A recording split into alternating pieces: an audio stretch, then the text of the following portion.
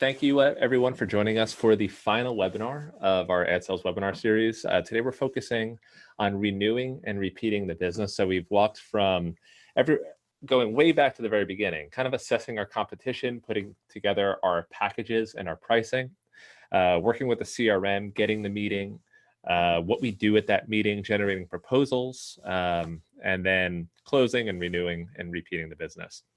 So this is the final segment.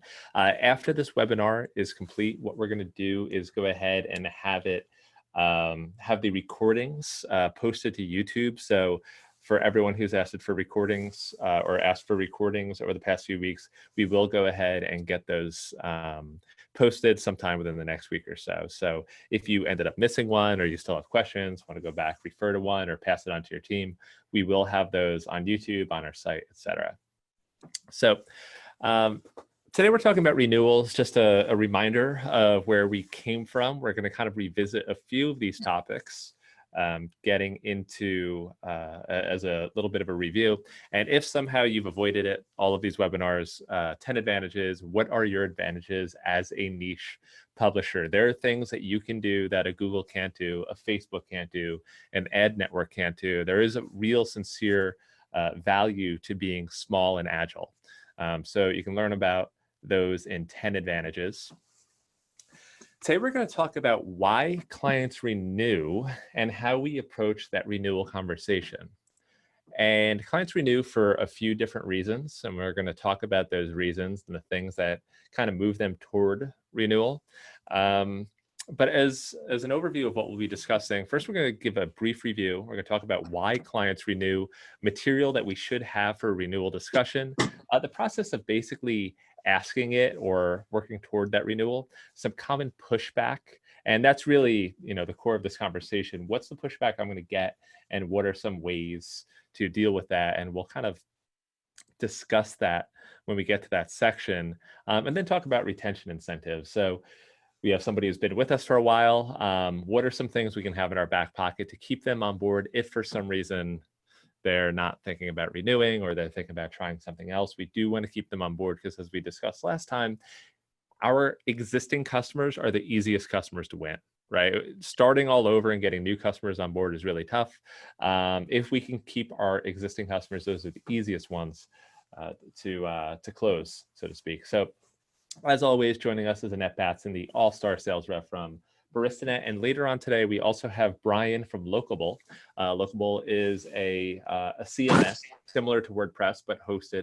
And Brian from Locable is going to be joining us as well to chime in on the renewal conversation. So as we move through this webinar, as we always say, in that little Zoom toolbar, there's that webinar chat interface. So if you have any questions as we move through this webinar, either for myself or Annette, or maybe a more general question, go ahead, put your questions in that little chat area, not the built-in Zoom Q&A, which doesn't seem to be as efficient as the chat. And then also other people who are attending the webinar can join in and chat with you as well. So that's a really good place. And as I'm moving through the webinar, I always like to keep an eye on that little chat section, make sure that we stop and answer any questions as they come up.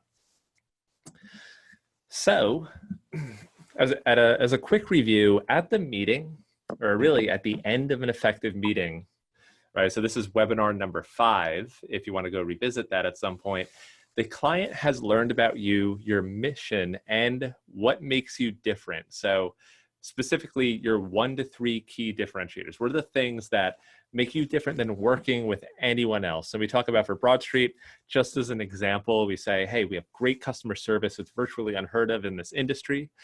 We have an amazing library of ad formats, and nobody has a library of ad formats like us. And we have the best reporting above, I'd say, best reporting, really the only company that produces the type of reports that we do.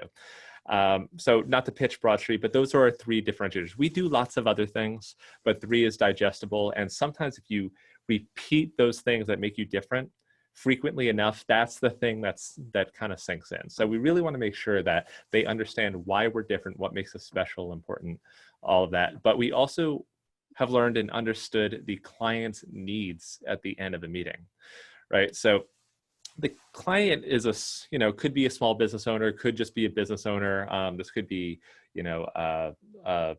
local sales, it could be more B2B sale, but they have pain points. They have things that they're trying to do. They might have actual initiatives in terms of their marketing, or they could just be more open-ended. They know they should be doing it, but they haven't done it. So we've learned about their pain points, their interests, the type of quote unquote ads that they might prefer. So it could be sponsored content, it could be display advertising, it could be something that aren't in those two categories. Ideally, we learn about their approximate budget, how much do they have to work with, and then obviously, what is it that they want to achieve? And sometimes that doesn't, they don't know that, they don't volunteer that information. You kind of have to work at it and figure out what sounds really good to them. Because small business owners, everybody knows this, and a lot of people on this call are business owners. You got a lot of stuff going on at any given point in the day. You come into, the office and there's some fire going on over here and you got to go put that out. You never really get to the things that you want to do. And for a given small business, like marketing might be one of those things that they want to do. They just don't know how to do it. They need someone to help them through that. And you are the person to do that. And that's where really that is one of your advantages, is the fact that you can be that person that helps them through it. That's going to be a big reason that they work with you. So at the end of an effective meeting, the client has agreed to receive a proposal, or Annette just suggests that, we'll put together a proposal and send that along. That's another option too, to just say, okay, what I'm going to do is put together a proposal. But we want to get to that proposal piece, because the proposal is kind of a summarization of everything that took place in that meeting. Well, everything that you said in that meeting. It outlines the things that make you different because they need to be reminded. It outlines the things that they said that they needed, their problems, what your approach to that problem is, and importantly, kind of reiterates a clear measure of success that ideally was ascertained in that initial meeting. So at the sales meeting, something you also want to do is kind of get an idea from the client, what would make this a successful campaign for you? So at the end of this campaign, what, if achieved, would say, okay, this is awesome, I would do this every time. If you can kind of get that out of somebody, then that can be the thing that you try and push and achieve throughout the campaign. So ideally, we do have some clear measure of success, and that's restated in the proposal. And like I said before, establishing how you are different. But Tiffany, if you wouldn't mind going to find that proposal link, the link that we had and distributed last week. So Broadstreet, we put together a professionally designed proposal template that you can use in your own proposal. So basically just swap out the imagery and your logos and it becomes your own proposal. So we had, a professional designer put that together. It came out really nice. And we're going to do the same thing with a media kit. So we're going to have a media kit template put together for everybody, because we realize that there aren't really a lot of those online. And even if you do hire a designer to put it together, they don't really know what a media kit or what one is supposed to look like or what sections it's supposed to contain. So we want to provide a really nice template that you can use. So that's our proposal. So let's discuss why clients renew. You get to the end of the campaign. What are some basic reasons that they're going to say, yes, let's do this again? One is that their objectives were achieved. Whatever it is that you did worked. You helped them get visibility and attention. You helped them get engagement in the campaign as demonstrated by your reports, or you got people to take some kind of action because of the things that you did. So usually the objectives of the campaign are going to be some kind of performance metric in a report, or it could be, I'd say success experienced by the advertiser. If you wrote a story about them or some sponsored content and they kind of got that feedback loop, people saying, oh, I read that on your site, that's going to really bring home the fact that they were successful in this campaign and that's working. So it's also Can I add something to that? And sometimes you have to advocate for the success of the program. And success doesn't always result in conversion for the advertisers. And that's something that I always say as the publisher, you're not responsible for it, because it is totally subjective to what their ad is for, how relevant it is in your community, etc. Right. So yeah, exactly. There are going to be things that affect the performance of that campaign That I that often are say, hmm?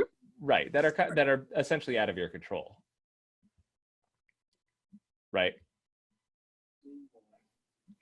So there are going to be some things about that campaign. So let's just say one of the most basic reasons is that the client submits a creative and it's got their phone number, their email address, their website. It's kind of just like a business card in an ad. It doesn't give readers a lot of reason to click, right? So if they're going to judge you by the number of clicks that they got, like that's something that, for example, is out of your control. If it's a car dealer, you know, I mean, are people going to impulse buy a new car based on an ad? Well, not really. Maybe they should be going for a different level or a different measure of success for their campaign. So there are going to be certain things that you can't really control.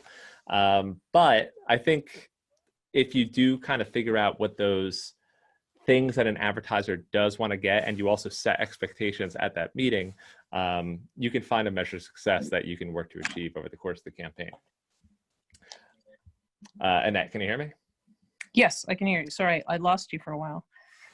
All right, got it. And so did I think you were saying what I was trying to say. And the other thing as an argument for renewal or for just the sale in general on someone who's reluctant, sometimes you have to do the math for them. You know, for instance, I sell a lot of camp ads for summer camp, and if they object to or they question the rate that I've suggested or the campaign, I do the math. I said, what's your average, you know, what do you charge for one person to come to camp? You know, so how many new admissions or new weeks of camp would you have to sell just to pay for the ad? And when you sometimes you put it that way, it becomes crystal clear that it's a good investment. Right.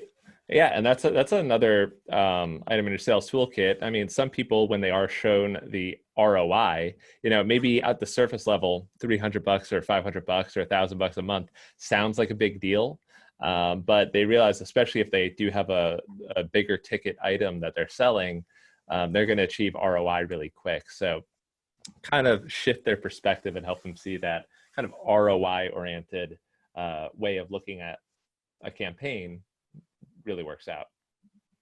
Exactly.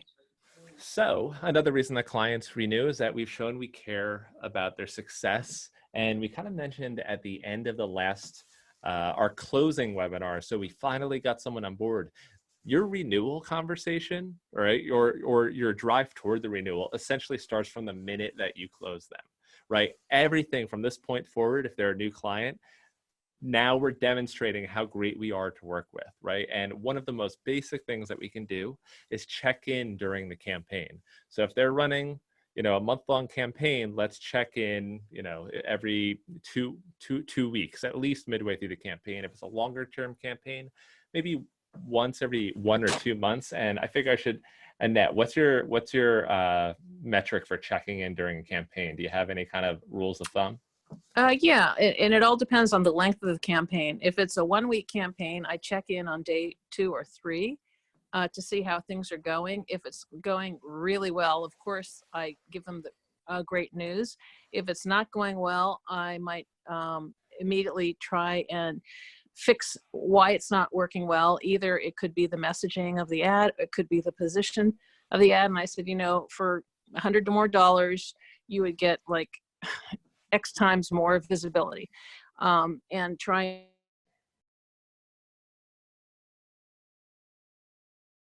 think we lost Annette, but we know If it's on a 3-month or you know, 6-month basis. I think I'll fill in the gaps to be there. going along okay. Can you hear me? Yeah, you're just dropping in and out. Still good. All right. So I think we got a good sense of what Annette was discussing there. And what she said that's really important is that to see how it's progressing, report on it, and make sure they know that I'm, you know, on top of watching what's happening. Right. Perfect. So what Annette was saying there, especially in terms of checking in. So you check in during the campaign, but you definitely highlight some areas of success that they're having. That's good news. Everybody loves good news. So a lot of times, especially when it's a new campaign, it's a new creative, you're going to get your best performance, especially toward the beginning of the campaign. So you want to highlight that. You also want to find areas where you think you could improve. So if you aren't really hitting the metrics that you think are going to be very impressive when it comes to the renewal conversation, remember, we want to go back confidently to that renewal conversation. We want to feel like we got something great in our pocket. We can't wait to get someone excited. So we kind of want to build that case earlier. We don't want to take a look at the numbers and be like, I don't want to go this conversation and try to spin this into something good. We want really good numbers. So if we can find areas where they might improve, even if it might involve an upsell, like Annette was saying, we really want to demonstrate that we care about their campaign, right? So how many times do we pay a contractor, we pay somebody for some service in other areas of our life, and like we never hear from that person again, right? We don't want that, right? We want to be one of those people that we pay and it's like they're invested in us and they're in our corner of the ring, as we've said so many times. We also have ideas about what the next steps might be. So what worked well and what hasn't worked so well with this campaign? What could we change? If we, when we continue the campaign, are there any tweaks we could make to improve the outcome? Do we have to kind of take a different strategy entirely? But ultimately, this comes down to the fact that you are the consultant. You are the person working for them. They have essentially hired you to help them achieve their marketing goals, right? So if you kind of take that, like they didn't just buy an ad from me, they hired me, right? It's your goal to help them be successful. Then you're going to have the right mindset going into this. And that said, if they are bound and determined to buy type X of advertising and you really think type Y is better, then I think it's in their best interest for you to advise them on what you think would work better. And even if they can't afford it for the long term, try it on the short term basis. And, eventually the ad should pay for itself and they'll be able to go, to the upgrade. But there's always ways to give them, to show them, say, let's run this for 2 days and I'll show you the metrics on it, and see how much better it performs. Or maybe it's not a question of that, or a question of the kind of ad they're running. Mm-hmm. Exactly. So when it comes to the renewal, what material do we need?